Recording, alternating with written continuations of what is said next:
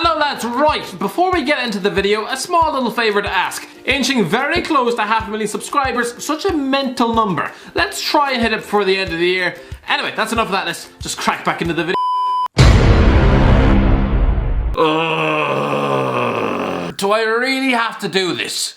Really? Do I really have to relive that utter nightmare I sat through on Friday night? Yes, I realise I sound like someone who's just been forwarded photos of Boris Johnson in the shower. But lads, right now, over the past weekend, I felt like ripping out my tonsils and feeding them to a stray dog. Christ above, lads, I am this close to eating a bowl of my own freckles. Thank God I'm not related to James, or that would take me about 3 days. This drawn-out qualification campaign for Euro 2021 has taken 565 days. Over 500 days of hoping, praying for European qualification, before hurtling to a bigger anticlimax in the Game of Thrones finale. Us Irish waiting so long only to be let down at the final hurdle. It must be what nerds must have felt when they saw the first Hobbit movie, failing to score a single goal against Marek Rodak, a Fulham bench-warming goalie, formerly employed by Welling United and Accrington Stanley. How? I'm sorry, but he's more allergic to clean sheets than an incontinent old man who can't control his bowels.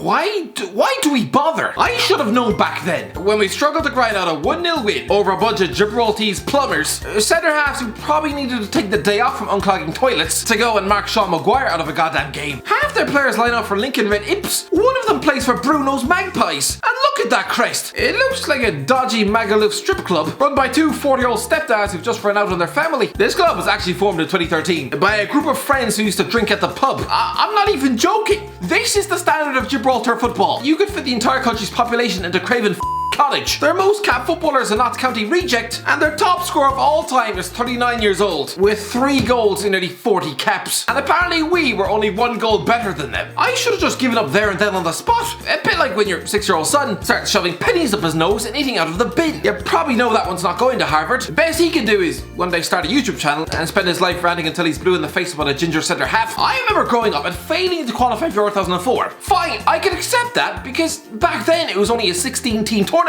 I could live with the fact that a population of 4.5 million people, with young sporting athletes torn in 4 different directions with GAA, rugby, football and tiddlywinks, I was fine. I can understand why a squad featuring Paul McShane and Stephen Kelly might not belong in an elite tier of footballing countries. Each group was a competitive standard back then. There was no real Deadwood, and deep down, I knew we'd have been embarrassed anyway. I could accept it, I could make peace with it. I mean, it's like being turned away by a 5-star London nightclub. Okay, I get it. I do have a face like a squash grape. And fair enough, Mr. Bouncer. I haven't showered in 3 weeks. I smell like a monkey's scrotum. Fair enough, I'll be on my way. Well lads, the competition is being expanded to 24 different countries. 24 teams, and we're not one of them? 24 teams, that is the majority of Europe. How could you not qualify for this? I'm sorry, but if you manage to successfully end up in the minority of European teams not invited to this competition, oh lads, we're not dealing with 5-star London nightclubs anymore. Oh no, this is like being turned away from your nana's birthday party. Finland have qualified for this tournament. Finland! A country who rely on a fat team of Pookie stuffed up front. Saying Finland at an international tournament. Oh, it's a bit like spotting someone from Sunderland in a f***ing library. Or seeing a wedding in Norwich attended by 2 separate families. One of Hungary or Iceland are going to make this tournament. There's 360,000 people in Iceland. That's it! There are more people subscribed to this channel than there are people living in Iceland. Which means statistically, HITC Sport has a better chance of qualifying than Iceland. So go on lads, strap on your boots. We're going to Euro 2024. Oh lads, one of North Macedonia and Georgia are gonna make this tournament ahead of Ireland. What is going on? You cannot say Euro 2021 is hard to qualify for when a bunch of Georgian mechanics are probably going to qualify. Or in North Macedonia, which might have contributed to about 1/9 of the former Yugoslav squad, because now they're still relying on a middle-aged Goran Pandev, and they're going to qualify ahead of us. Northern Ireland, 6 bastard counties, are in with a better shot of qualifying for the tournament than us. They're just 1 province, we have 3. Antrim, Armagh, Down, Fermanagh, London, Derry and Tyrone. Yeah, I realise it sounds like I'm missing the names of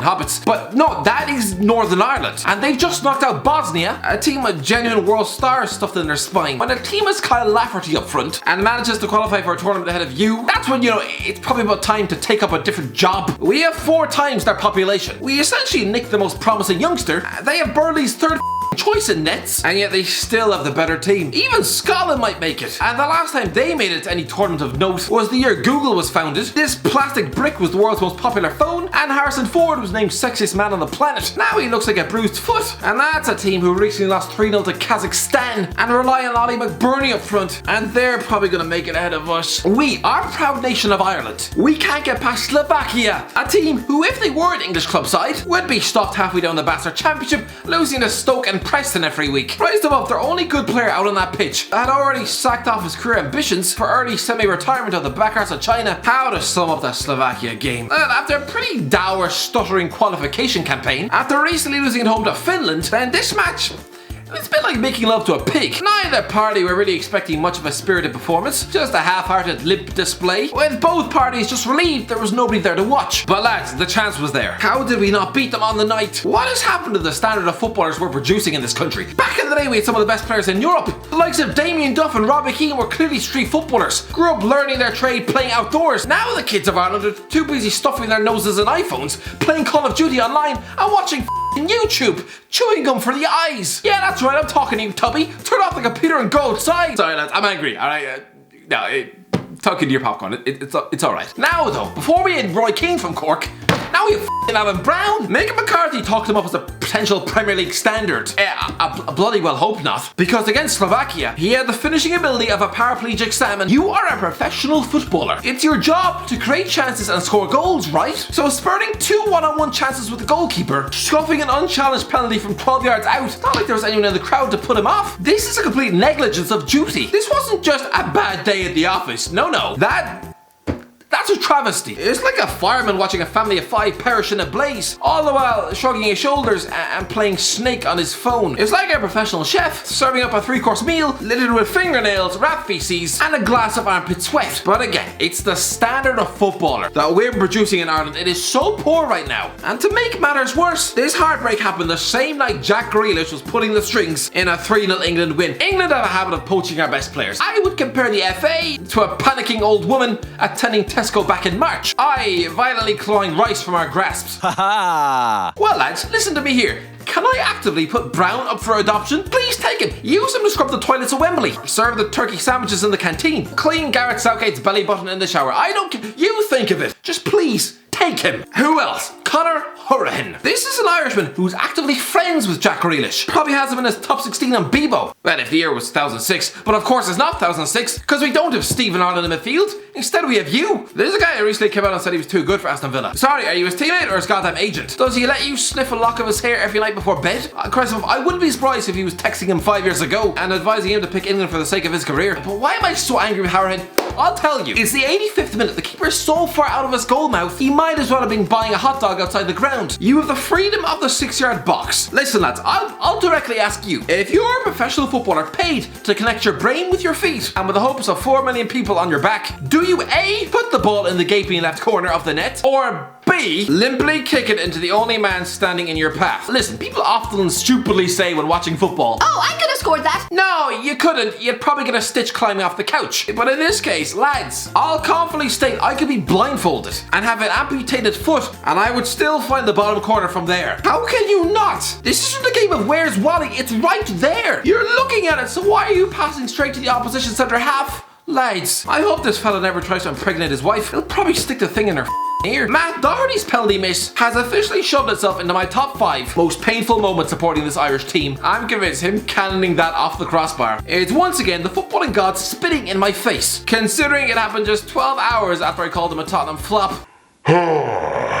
But lads, I know, alright? I know, I sound like I'm midway through my menstrual cycle, and I'm complaining more like man like hacks at a Wembley Cup, but lads, there were positives. Letting Stephen Kenny, a virtual unknown in European football, finish the qualification campaign, taking over from Mick McCarthy for the playoffs, it was a risk. It's like letting your Uber driver take you 90% of the way to your destination, before then swapping him out for a homeless man dragged in from out the Asda car park, and letting him drive you the next 10 minutes. You're probably not gonna have much confidence in him to not drive you headfirst into a goddamn tree. But to be fair, the players have responded well to Kenny. Sure, his coaching CV consists of mostly League of Ireland football, save for one failed spell at Dunfermline Athletic, but there was no sign of the team not believing in him, and it was actually a good performance. It's weird to say on such a heartbreaking night, but we played some of the best on the deck stuff we've seen in years. No more punting along to David McGoldrick every time. Instead, he was dropping deep, linking up the play. Yes, there were missed opportunities, but at least we were creating the chances. Ending our World Cup campaign getting smashed 5-1 to Denmark. That was depressing.